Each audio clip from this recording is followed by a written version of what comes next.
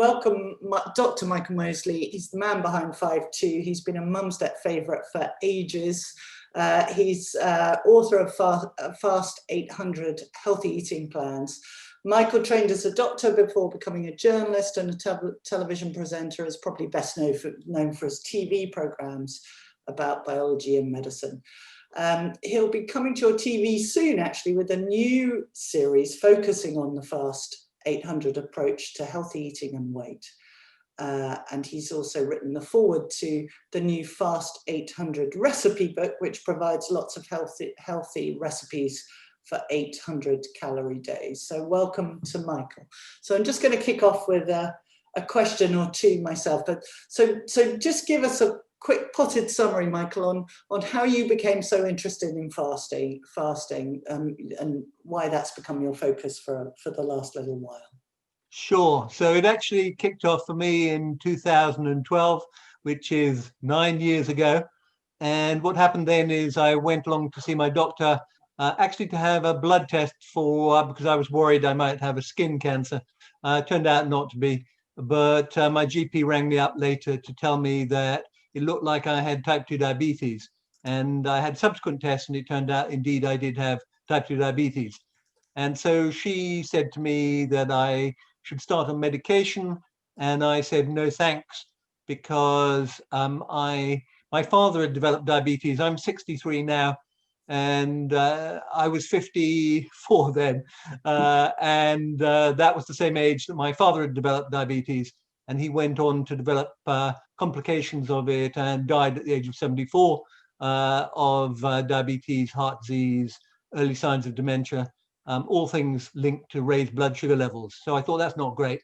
And instead I persuaded the BBC to let me make a documentary with myself as the subject, which I would see if I could, reverse my type 2 diabetes. And that led me to the States. And I met up with a guy there called Professor Mark Mattson, who's done a lot of work on intermittent fasting. And he really sort of persuaded me that I should have a go at intermittent fasting. And we agreed together that I'd try cutting my calories 2 days a week. He'd been doing research at that point in rats, and he'd shown that there were lots of benefits, certainly in animals, from doing this, and particularly the effects on the brain. So I thought I'd give it a go, and that was the subject of the documentary. In 8 weeks, I lost about 10 kilos, that's about 22 pounds, stone and a half. My blood sugars went back to normal, which is where they've stayed ever since. And this was a documentary called Eat, Fast, Live Longer, and it became something of a phenomenon. And I later wrote a book with journalist Mimi Spencer called The Fast Diet, and that's really what got me interested. Because prior to that, although at medical school we learned nothing about nutrition, and neither I nor Claire, who's my wife and who does all the recipes in the books, neither of us really kind of knew much about healthy eating, and nor did we really care. And it was only then that I started to get really, really interested in, for example, why I had developed type 2 diabetes, what you can do about it, and what the best ways of helping to reverse it are. And as I said, the 5-2 diet is probably the thing that I'm best known for. And when I die, if I get an obituary, that's what they'll write about me. Though, to be completely honest, a lot of it was based on Professor Mark Mattson's work, and he was very happy for me to take the credit for it, and indeed wrote a foreword to the book. So a very generous scientist, and he's still very active in the field. I think he just liked the fact that I was promoting the work, and for him that was the most important thing. Absolutely, yeah, very good. So just very quickly before I get all the important people involved, how have you coped during lockdown? Lots of our users say they've been snacking or drinking too much, and here I am with my 800 calories in my glass of wine. How have you coped, and how do you suggest other people cope to get away from the boredom or indeed the stress of living in a very different world? Absolutely. I think the main thing is to have a sort of structure to your day, and I and Claire are really quite disciplined. We still have quite a lot to do. I write a column for the Daily Mail as well, and I'm still filming. I'm making a couple of documentaries at the moment, although that's obviously very difficult during lockdown. So I'm fortunate that I can be quite active. I put on quite a few pounds over Christmas, as a lot of us do. And then I stuck myself on the Fast 800 diet and I lost 4 pounds in a week. So I'm back to where I was before. So I think certainly when it comes to weight, the main thing you have to do is keep an eye on your kind of trouser size and stand on the scales probably about once a week. And if you are starting to creep up, do something about it. And my top tip is basically don't have snacks in the house, because if you have snacks, you'll eat them. So I have a particularly weak sweet tooth for things like biscuits and chocolate. And so if I know they're in the house, I will seek them out and I will eat them. So fortunately, Claire does not have a sweet tooth. And so she doesn't miss it. And fortunately, the kids have all left home as well. So there's no temptation there. So I find it relatively easy. And I and Claire are also doing a sort of 5-2 approach with alcohol. We're actually staying alcohol-free 5 days a week and drinking alcohol at the weekends. And that seems to work for us. I think you've got it the wrong way around there. But anyway. Yes. Right, moving on. So I'm going to start with a question from Rafaela, who's asked me to read it out because she's got childcare stroke tech issues, as we all have. But she says, on the whole, NHS trusts are still committed to the carb-heavy Eat Well guide. And I know that at least some current medical and healthcare students are being taught this as the gold standard, with a Mediterranean-style diet being dismissed as impractical on a national level, etc. It seems very entrenched. How much of a hindrance is this to tackling the national obesity and diabetes crisis, and what can be done about it? Absolutely, and I'm sorry, but it continues. I was very depressed the other day to talk to a woman who had she got pregnant, she developed gestational diabetes. Her dietitian told her she needed to eat lots of starchy carbs. That pushed her blood sugars up, so they started her on insulin. And she contacted me. I have a website, thefast800.com, and she contacted us to say, you know, do I really need to be eating all these potatoes and all this pasta? And obviously we said no. And so she came off the insulin, and it's completely insane. I really, really don't understand it. The Mediterranean diet is a kind of, the whole point about Claire's new book, The Fast 800 Easy, is it's based on Mediterranean diet, but a lot of the ingredients are, you know, you can get frozen fish, tinned chickpeas. There are lots of super healthy ingredients, which are actually quite cheap. And we've done the calculation and we work out that doing the Fast 800 is actually cheaper. It's less than the average spend that Brits do just eating a very bad diet. So, and the savings for the government, if you actually embraced a sort of lower carb diet, particularly one which has lots of healthy fats like oily fish and things like that, would be stupendous. So yes, I find it really, really depressing. And all I can say is I think there is a sort of move out there, and it's one that we're obviously banging on about, to say no. All the research shows that a sort of a moderately low carb Mediterranean diet is undoubtedly the way to go. And the ratios, I think, are broadly 40% fat, 40% carbs, 20% protein. But I do think the standard NHS advice is pretty terrible. It's well, maybe that might be one of the many upshots of COVID, is they start looking at this quite closely. I think Boris certainly needs a 5-2 diet, doesn't he?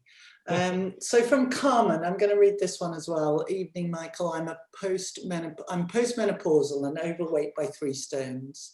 Could you advise me on how to start losing weight? Could I fast for alternate 2 days easily? How many pounds a week would I lose? Thanks, Sure. and stay safe. Unfortunately, it is very, very common that women around the menopause or postmenopausal do indeed put on weight. I'm assuming that you don't have symptoms and you're not interested in HRT, because HRT these days are many different ways, and certainly Claire is quite a fan of it if it's appropriate. And HRT can also help with weight loss, particularly if you have any issues around sleep. But beyond that, I think the main thing to do is, frankly, read one of my books, one of Claire's books, Fast 800 books. It'll give you a guide of what to do, or you can go to the website. And you need to kind of plan in advance what you're hoping to do, what you're hoping to achieve. You need to get your family involved. You need to clear the cupboards of the junk. And you need to really set aside time. So what we recommend is you could try 3 different approaches. If you want to lose weight fast, and if you haven't got any other contraindications, you're not on insulin or other medication, then you can try the rapid weight loss. And that's 800 to 1,000 calories a day. And you do that every day for a few weeks and see how you do. Now, Claire did a trial with Oxford University recently, in which they did this with a group of overweight people in their 50s, many of them women, and they did a randomized controlled trial. Some of them did the Fast 800 approach with real food. Some of them did standard weight loss. And what they found is those who did the Fast 800, they lost an average of just over 10 kilos in 8 weeks, compared to about 1 kilo in the slow weight loss group. Because there is a myth, which is basically it's better to lose it slow and steadily. But pretty well all the recent studies have suggested the reverse, that rapidly can be very effective because it's motivating and you stop feeling hungry in a surprisingly short period of time.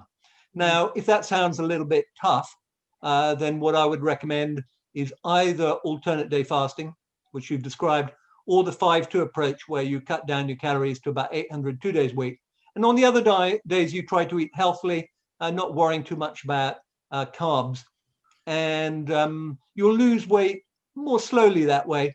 But again, on average, weight loss is probably about 4 or 5 kilos in 6 weeks.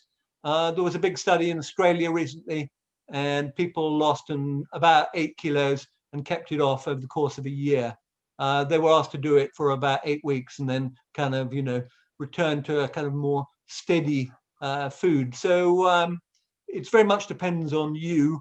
And as I said, the website, the books kind of offer you advice on which would best suit you. But certainly the NHS are currently rolling out this program, this 800 calorie program, in about 5,000 people, and they're going to be tracing them for a year. So I think that's kind of a positive move. This is mainly in type 2 diabetics, but certainly Claire's study was in people who were simply overweight or obese. And they reported basically that within a few days they stopped feeling hungry, and they also saw a drop in blood pressure and things like that. So good luck, but do plan it in advance. Do tell your friends, your family, get them involved, because we know that the people who succeed best are those who get engagement from other people, because we all need support. It's a tough old thing to do, and when there are those moments when you just desperately want a bar of chocolate, you need someone there to talk you down off the ledge. Absolutely. And 8 kilos is about 1 1/4, 1.3 stone, isn't it? Absolutely. So that's a decent whack. And I've known people, obviously, who've lost a great deal more than that. In the Australian study, about 20% of people who did it lost 12.5 kilos. That's about 2 stone. Right. Over the course of about 10 weeks, which they kept off for a year. So that was very encouraging. Right. Great. And 5-2 used to, when I came across it, they said 500 calories a day for women, which was really hard. Have we slightly adapted that now? Would you say it's gone up a bit? Absolutely, because that was 2000, and I wrote the book in 2012, and at the time it was mainly based on animal studies, and the animal studies basically suggested that they consume a quarter. But the rats wrote to me and said they were getting very hungry. No, what really happened is the science moved on, and a lot of the studies have now coalesced around the figure of 800 to 1,000 calories. So there have been lots and lots of studies, whether it be the 5-2 approach or whether it be the rapid weight loss approach. And the idea is that 800 calories is sufficiently low to lead to rapid weight loss, but sufficiently high to ensure you don't go crazy hungry. So that's the figure I've settled on. And as I said, that's the basis of pretty well all the clinical trials which are currently underway. So for all the people who did struggle on 500, I apologize. Okay. And these hard. days, no sleep. Right, I'm going to call on a user to ask a question, if that's okay. So let me go to Alison. I'm going to try and make you live so you can speak. Alison Starr, would you like to ask your question? has this worked? Are you there, Alison? I'm not sure if I've clicked answer live, but she's not there. So shall I ask, I'll ask a different question, come back to Alison. It may be that she's popped out to get a glass of wine or something. So I'm going to try Preeti's question. So Preeti says, I'm not allergic, vegetarian, allergic to mushrooms. Can you direct me to good recipe sources suitable for Fast 800? Sure. So as I said, the fast800.com does have a range of recipes aimed at, you can choose. The advantage of an online course is that unlike a book, it can be more flexible. There are more menus available. There's also a health team available there to offer advice. And so you can choose a vegetarian option there. And within that, you can also put in things that you may be allergic to, and it will throw out or rather produce menus which are suitable for whatever your needs are. The one that we struggle with is vegan, because it is very, very hard to produce vegan recipes based around 800 to 1,000 where you get enough protein. And protein is a really critical thing, because you need, if you're a woman, you need about 60 grams of protein a day, and a man probably about the same, maybe a bit more, depending on how active you are. And unfortunately, most of the really protein-rich foods tend to be animal-based. They're not all, but they tend to be things like fish or meat. You do get them in lentils as well, but at a much kind of lower level. And by the time you get to vegan, you're struggling. So for vegans, broadly speaking, the Fast 800 diet is probably not suitable. If you are a vegetarian and you do have these allergies, then you will be able to find recipes. Unfortunately, Claire's new book, I'll give it a wave, which is out at the moment, the Fast 800 Easy, and which is actually #1 at the moment in the UK amongst non-fiction. That does have a range of vegetarian options, but it's not exclusively vegetarian. Claire has been thinking about producing a vegetarian book, but as I said, for both vegetarians and vegans, it's quite difficult to get a sufficient range of recipes into a book. But it's something we're looking at. But do go and kind of explore it, and good luck, because yeah, I can see it's tough. We're certainly we're kind of concerned about things like, we're making sure that people who have lactose intolerance, we cater for them, and also people who have gluten intolerance. And as I said, vegetarians also welcome. Okay, brilliant. Well, I finally worked out, I think, how to allow someone to speak. So Alison, over to you. Oh, can you hear me? Yep. Yes. Hi, Alison. Oh, hello. Hi. So I've been a low carber for a long time, and I've read loads and loads of books on it. And more recently, I've been reading your books as well, part of the Fast 800 community on Facebook. But my question, given all the science that seems to support low carbing and lower calorie eating with fasting as well, why is it that the government's taking so long to recognise this? I was very depressed to read the latest US dietary guidelines for the next 5 years. They're still promoting low fat diets, avoid saturated fat and so on. So when do you think it might change, and how do you think it can be changed? I am reasonably optimistic that things are moving along. I'm actually I'm researching a book at the moment on low carb and on keto, because I think it is a fascinating area. I do think that unfortunately there is a lot of inertia in the system. I know a lot of GPs now who are enthusiastic about low carb and have been using it in their patients, particularly effective for people who have type 2 diabetes. I think one of the issues has been that although low carb is certainly more effective than low fat, over the course of a year or so, people find it quite difficult to stick to long term. And I recommend that people start low carb, and it's a very effective way of losing weight, and then kind of increase the carbs a bit. So I'm not a kind of a committed very low carber, because I do think there are all sorts of healthy carbs out there, particularly things like lentils and some of the legumes, which I know that if you're keto, you kind of have to avoid. But I do think as well that there's a lot more interest in medical school, in teaching medical students more about how the body works from the point of view of nutrition.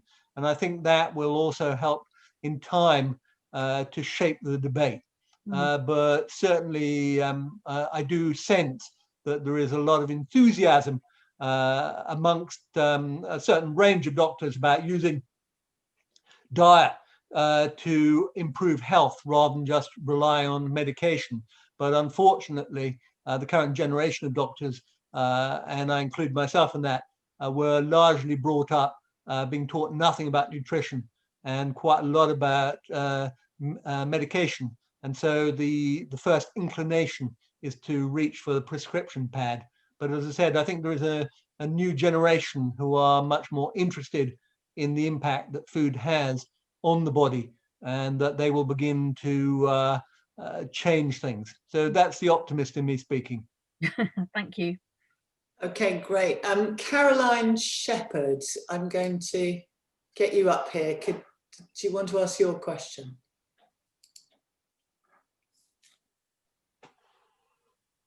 Hi. Hi, Caroline. Hi. I'm a type 1 diabetic and I've been... Oh, sorry. I think that was me. Caroline, are you there? Sorry, I think I cut you off. With apologies. Am I back? You're back. Hi, Caroline. Hi. As I said, I'm type 1 diabetic. I've been diabetic for nearly 40 years. I carb count. My insulin is carb counted. And I was really interested in doing the 12-week program online. And as soon as I put that I had type 1 diabetes, I was told by the computer, no, you can't do it. So I sent a rather long explanatory email explaining why I felt I should be able to do it, the fact that I know my own body. Yeah. And I never heard back from anybody. Okay, well, if you email me, and I will make sure that we do get back to you. And there is a lot of anxiety, as you can understand, around type 1 diabetes. Absolutely. Because you obviously know exactly what you're up to, but it can be a little bit tricky. And indeed, anyone on insulin, we are very, very anxious about, because obviously we don't want to do any harm. And it can be done, but it is difficult. But if you can contact me via Mumsnet, and I will get back to you. And indeed, I'll see if Claire can contact you, because she has had far more dealings than I have with people with type 1 diabetes. Perfect. I work opposite her surgery, so. Okay. Well, that should be easy then. Yeah, no. We're very happy to help with that. Absolutely. Thank you.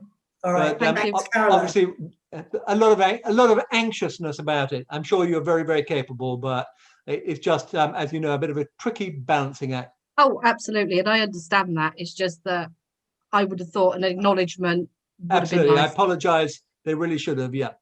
Okay. Thank you. Okay. Very good. Thanks, Caroline. Liz Cooper, are you there? Yes. Hello. Hi, Michael. Hi, Liz. Hi. I've recently lost, well, over a stone actually in 3 weeks. So thank you. On the fast 800. So soon I'm going to be at my target weight and moving towards the 5-2 approach. I like having a bit of a structure and kind of being able to, I like the fact that I'm being told what to eat every day exactly. But without that structure, I'm worried about sort of going overboard. So just looking for some hints and tips really in terms of not going OTT in the next phase. Sure. So I think there are kind of recipes in the books and things like that, which are suitable for people when they kind of are transitioning, if that's the right word, from the rapid weight loss to sort of more normal weight. I think the main thing is, just as a sort of a thought, that what you need to do is to essentially adopt a Mediterranean style diet. So you're going to be relatively low carb. You know what your weaknesses are, and you presumably know, I don't know if you have a sweet tooth, but that's certainly my weakness. I do, yeah. So I'm afraid you kind of know the things which are likely to send you down the wrong path, and you have to find a way. I don't have them in the house, but it doesn't mean you can't very occasionally, go out and buy yourself something, but just don't bring it back. If you can stick to a Mediterranean style diet, that on the other days, that would be a super healthy thing to do. Make sure you're getting enough protein.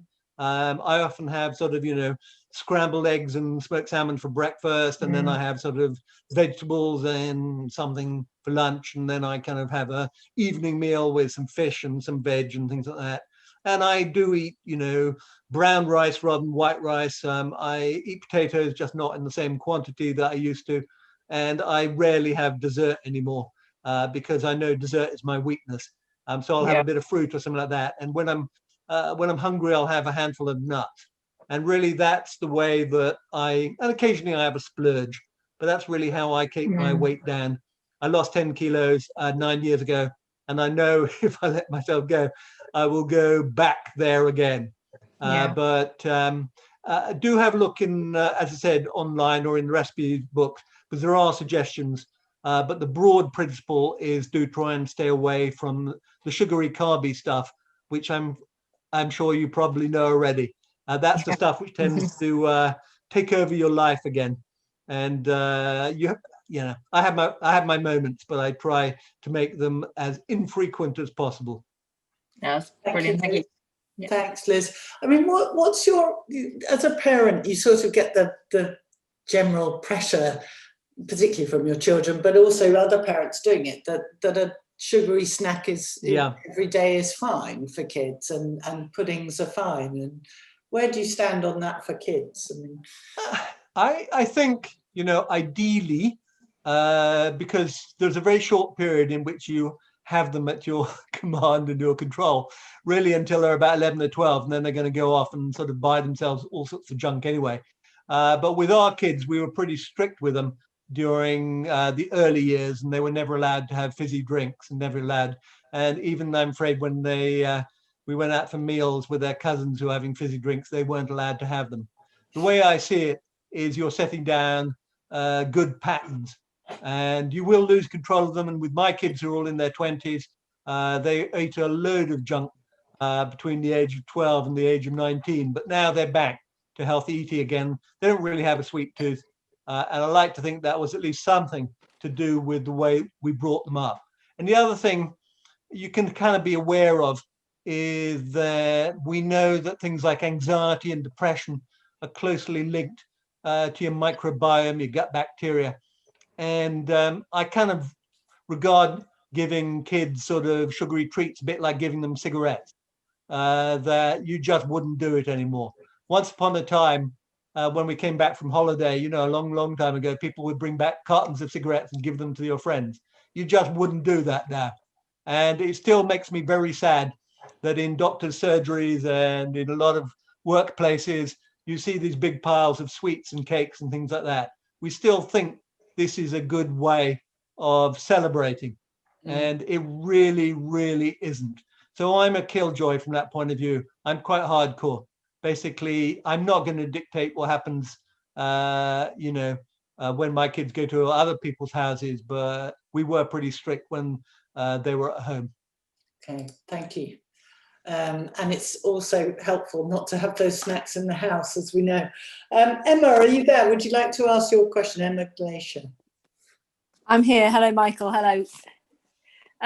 Yes, my partner and I have been doing the 5-2 diet for about 8 years now, more or less since I saw the TV programme, and it really does become a way of life, and we keep our weight down, and it's great. We're still on 500 calories, although you allow us some more now.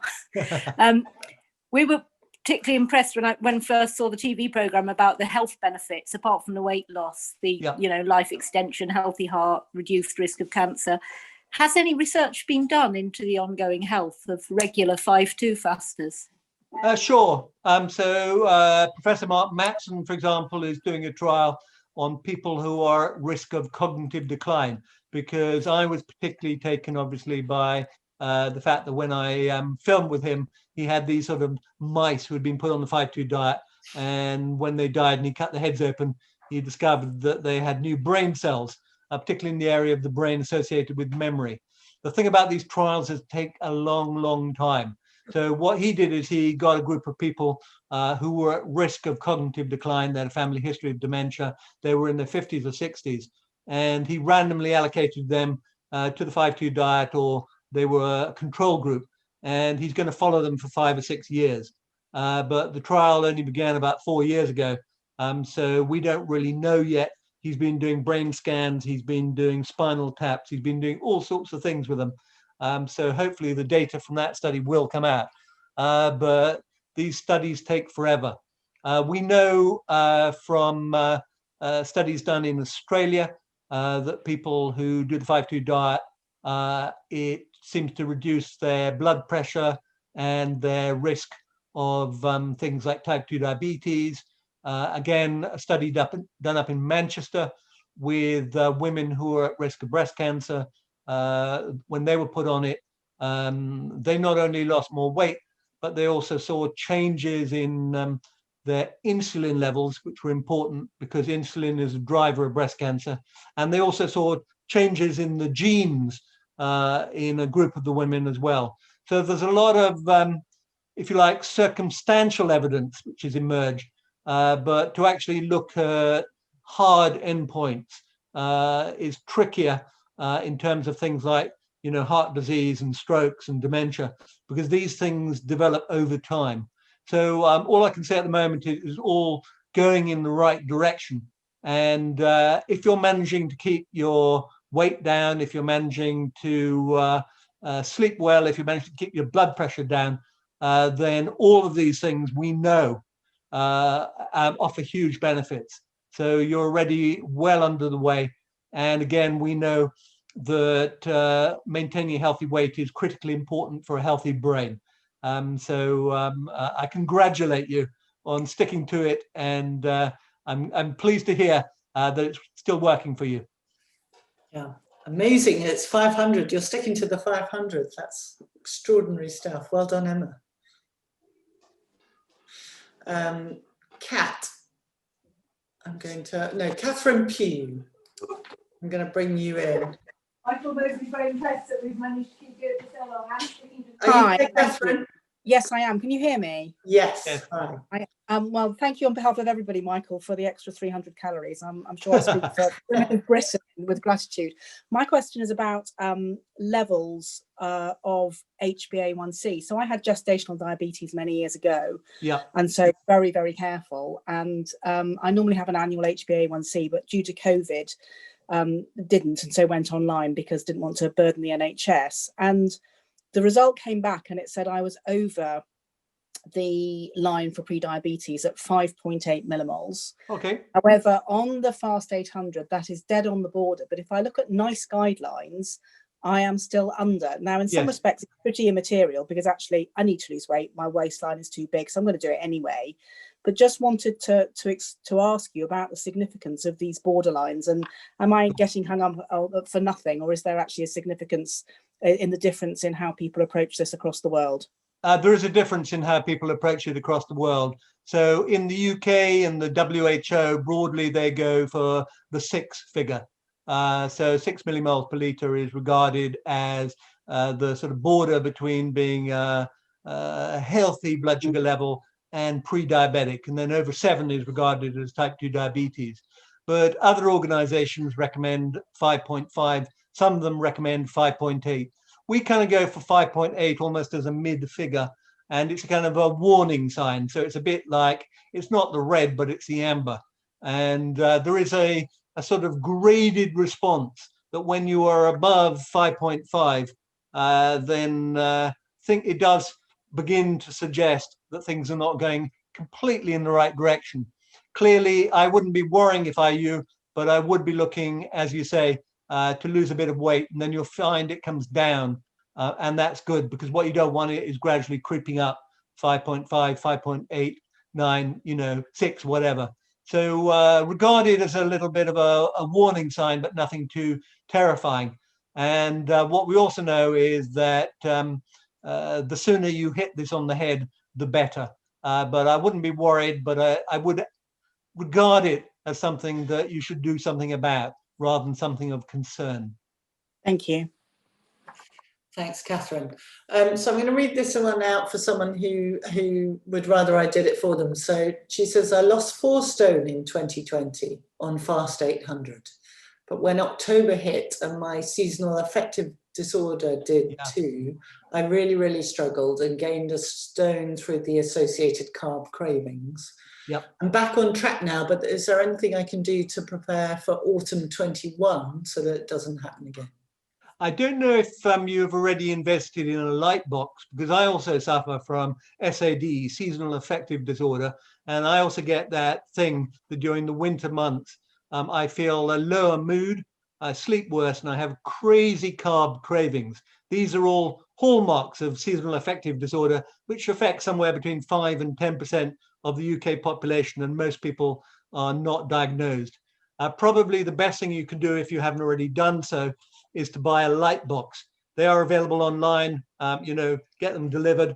You're aiming for something which delivers 10,000 lux, which is really quite bright.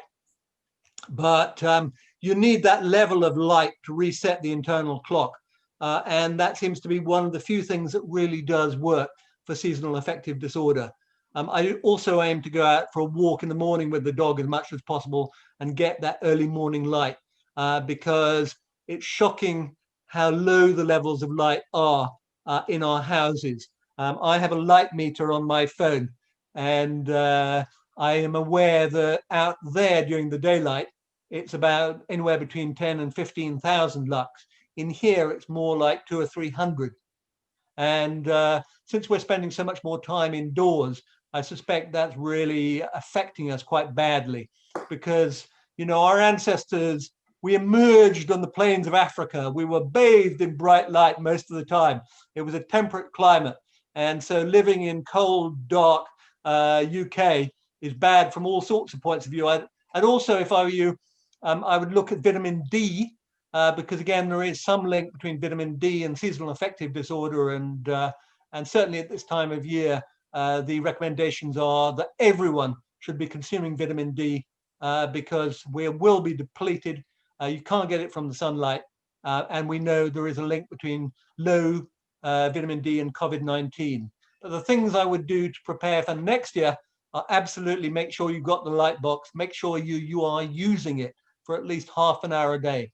I have it sitting beside my computer, so I get a good old blast. And do try and set aside time in the morning to go out there, embrace the early morning light, even when it's drizzly, go out for a half-hour walk, something like that. Just give yourself a good old blast of light.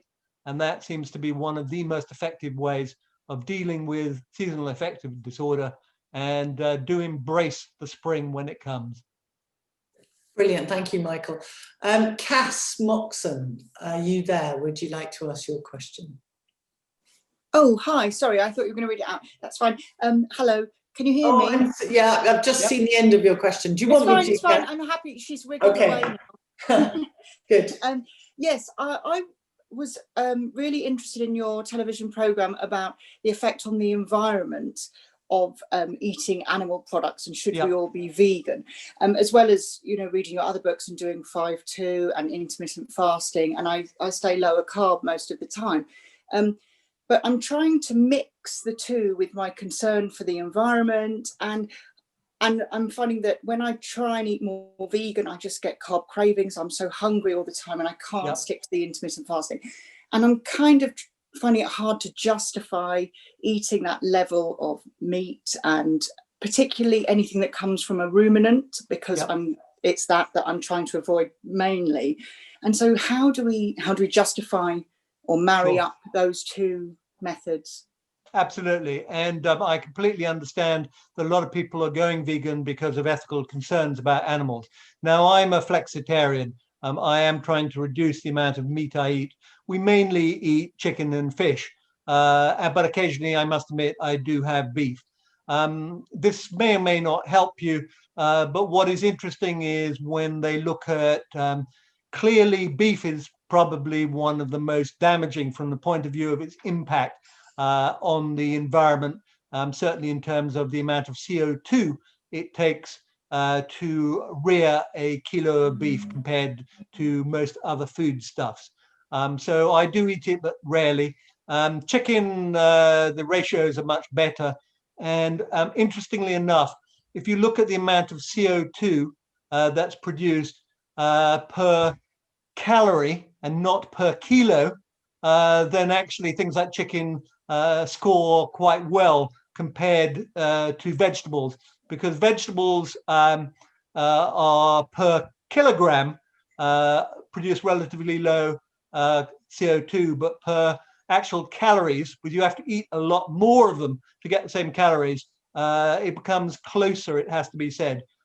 Fish, again, if you can find sustainable fishing, fish is kind of a very good source of protein. I would thoroughly recommend legumes. Claire has a lot of recipes around lentils, red kidney beans. They're high in protein. And again, they're probably one of the most eco-friendly things out there, because they deliver a lot of calories and a lot of protein for relatively few units of carbon dioxide. Now, the and biggest, what about dairy? What about dairy? Is obviously, it's particularly cheese that yeah, is my weakness. Cheese. I don't have a sweet tooth, but I do have a lot of cheese. Yeah. So dairy, milk, and cheese. Again, unfortunately, they have a fairly high carbon footprint. But again, when you look at them in terms of calories rather than weight, they actually score reasonably well. Not terribly well, obviously. But I also like a bit of cheese. And all I can say is that it's a balancing act in the end. You have to decide where your sort of personal ethics lie. The main thing is don't waste it. Whatever you do, don't waste, because around a third of all the food that is imported and produced in the UK is thrown away. And when I did a horizon looking at this, we worked out that broadly speaking, you could afford to consume around 100 grams of meat or fish a day in a sustainable way. That's what the planet could sustain if we were better at not throwing stuff away. And the food we throw away most is bread. So the biggest waste is actually bread. You need to stick it in the freezer. And the great advantage of freezing your bread is it also makes it into a resistant starch. So And what about more the organic food? Because I noticed from the television program that you said actually food that was mass produced, like chicken, was better for the environment. Well, from a carbon footprint point of view. Unfortunately, it is more efficient from that point of view. There are other considerations like animal welfare and things like that, obviously.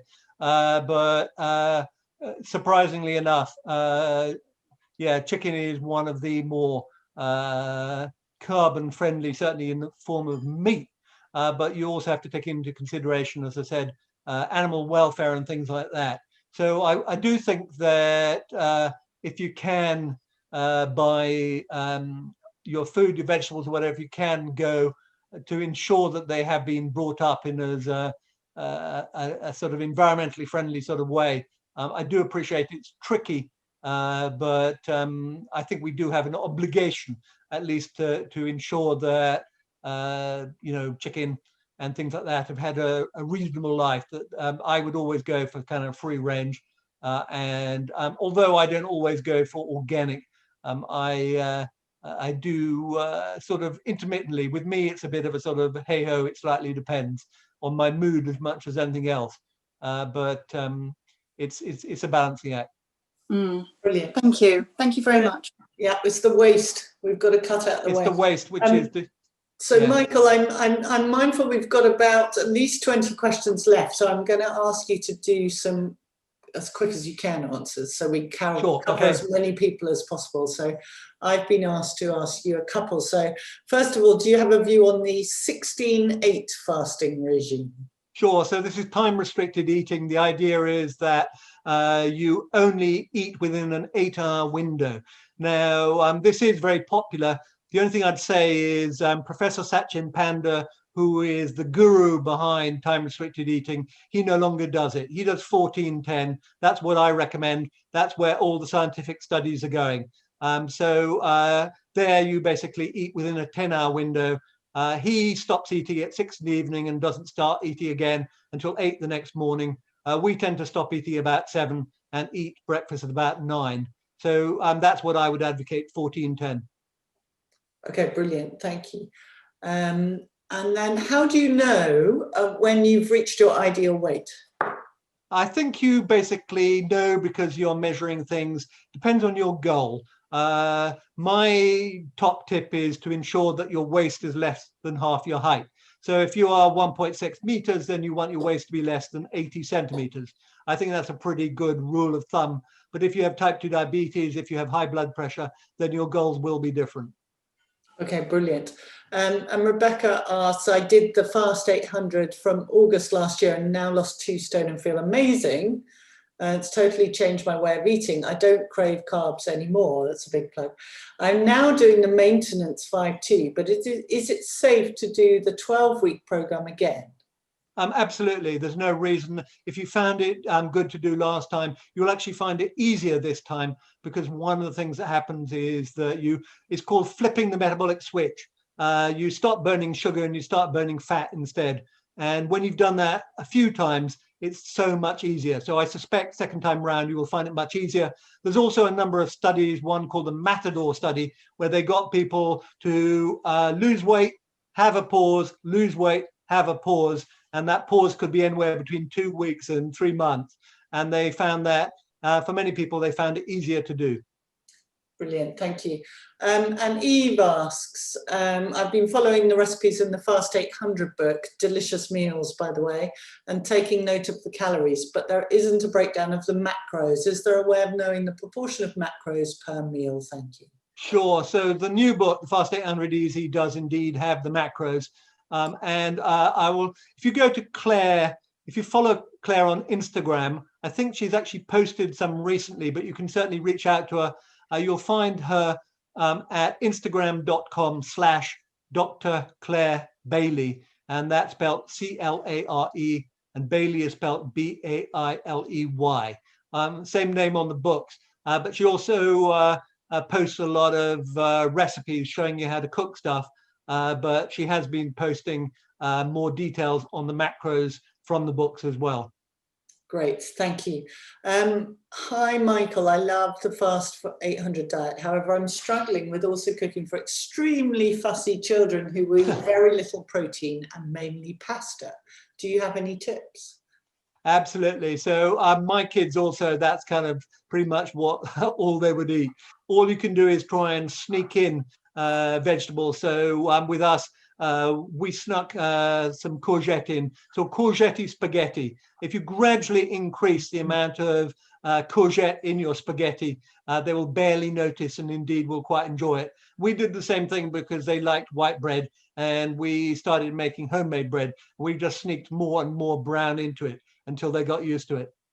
Claire also does recipes where she produces things like chocolate brownies, but which have red kidney beans ground in.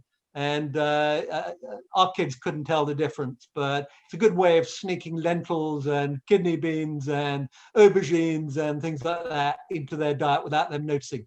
Okay, brilliant. I'm going to ask Jo Fulks if she'd like to ask her question. You there, Jo? Yes, I am. Thank you.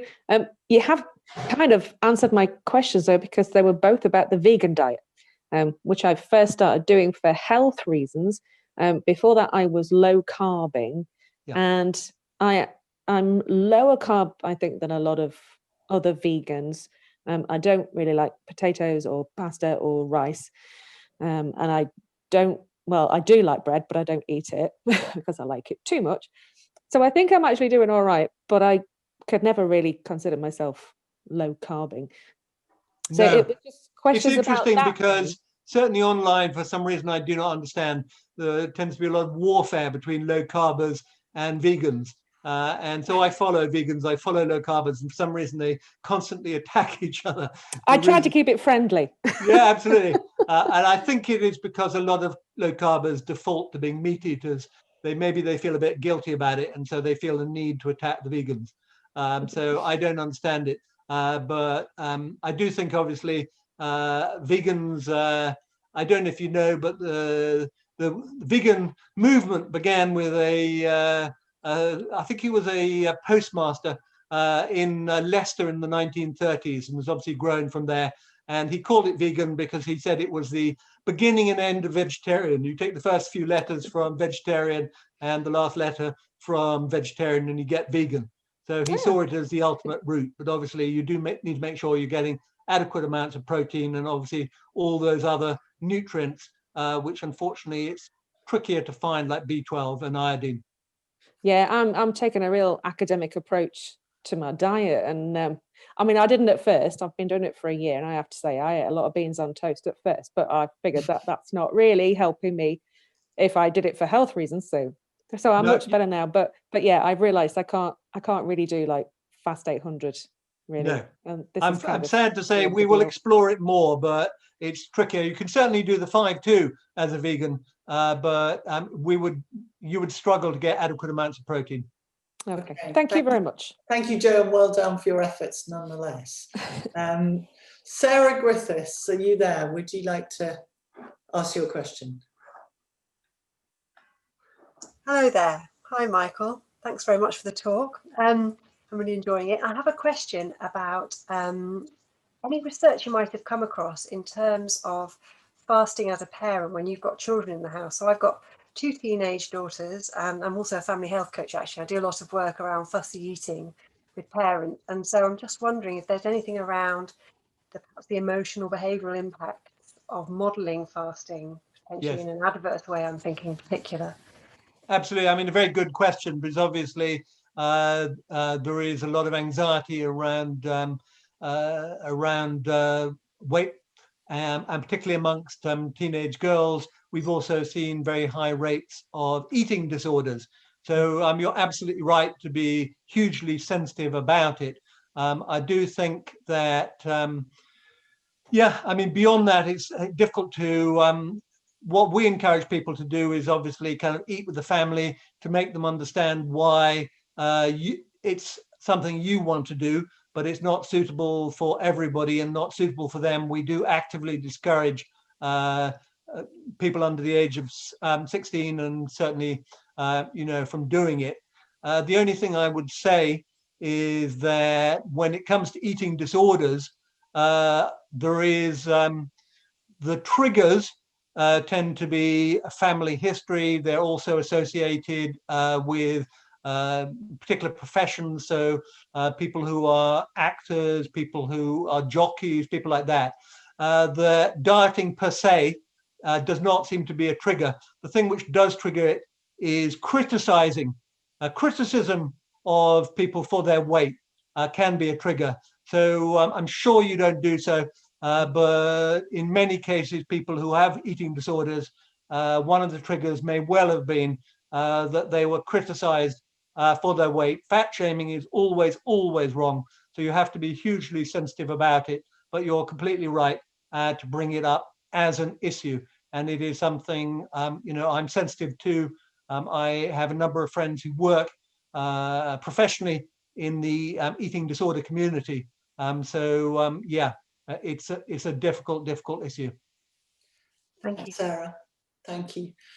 So quick, we've got about, well, no minutes really, but I'm going to ask 3 very quick ones that people have asked me to. So I'm running 7K most days and burning approximately 450 calories at a time. Can I adjust my calorie intake when on fast 800? Thank you. Sure, it kind of depends on what you want to do. If you actually want to lose more weight more fast, then the answer is no, because what you're actually relying on is your fat stores. That is what is giving you energy. And if you want to burn through your fat stores, then a combination of exercise and activity may well, cutting your calories may well be the best way to go. So it kind of depends. If you're feeling bad on it, then absolutely increase your calories. If you don't, then keep going until you hit your target. Thank you, brilliant. And if I do an 800 calorie diet every day, doesn't my body get used to using less calories? I.e. the body becomes more efficient running on the low calories, and then eventually I will put the weight back on even if Okay, that is quite a common myth. It's also known as starvation mode, and it's actually based on studies done in the US in the 1940s, where they fed volunteers on potatoes and turnips. And not surprisingly, because they had almost zero protein, this did not end well. The reality is no, clearly your metabolic rate will slow down a bit because you're carrying less weight, but your body does not adapt in that way. The way your body does adapt is to exercise. So the thing we know about exercise is that if you go from doing nothing to 20 minutes a day, then that is very good. But the more exercise you add on, the more efficient your body becomes. So ironically enough, people who are exercising for more than about 20 to 30 minutes a day, their body actually becomes supremely good at conserving energy. So I recently did a film in which I ran against somebody my age and weight, but who actually is a runner. Turns out I burn 25% more calories than he does running a mile, simply because he is a lot fitter. Amazing. Thank you. And then very quickly, can you elaborate a little bit more on fasting and the menopause? And are there some good eating patterns to future? Sure. So, I mean, as you know, anyone who's been perimenopausal is aware, suddenly it becomes quite a struggle. This is a combination of the change in the hormones, which means that unfortunately it will be harder to lose weight, plus all the other stuff, particularly the impact on sleep, because poor sleep means that you get these crazy carb cravings. So what Claire would say if she's here, unfortunately she isn't, is that if you do have symptoms, it is worth considering HRT. Beyond that, then eating a healthy Mediterranean style diet is going to be good for you, because there have been a lot of studies showing that this is one of the healthiest diets on the planet, whatever your sort of age or gender. So I do recommend it, whether you're menopausal, perimenopausal, or anything. But I also sympathize because it is tougher to lose weight. Okay, brilliant. I mean, if I made one very quick last one, I'm 47, I have a BMI of 30 and have just been diagnosed as pre-diabetic. How quickly can I expect to come down to normal levels by following the Fast 800? Broadly speaking, and about 20,000 people have done the program so far. Average weight loss is around the order of 8 to 9 kilos over the course of 10 weeks. So that is average. Some people lose more, some people lose less. Brilliant. That's about a stone and a half. So I'm not. We've gone a little bit over. I'm not going to keep you anymore. I've got a very cheeky request from one of the first people we asked a question from, Carmen, who's looking to lose 3 stone. She says, can she have a signed copy of your book as an incentive, please? Absolutely. She promises to let you know how she does. Amazing. Thank you. That would be brilliant. We'll sort that out. You pass on the details. I'll sign it. And indeed, it would be, I'm very happy to keep in contact as well, because I love somebody who's got ambition. That's amazing. Michael, you've been a star. Pleasure. As ever. Amazing, thorough and really personal answers. So thank you so much. Thank you, everyone. I know we didn't get to all the questions. I'm really sorry that if we didn't. I tried to cover most of the topics, but I'm just not as good at this as David Dimbleby and never will be. So I apologize. But thank you so much, Michael. Thank you, everyone, for coming. It's been great fun, very educational.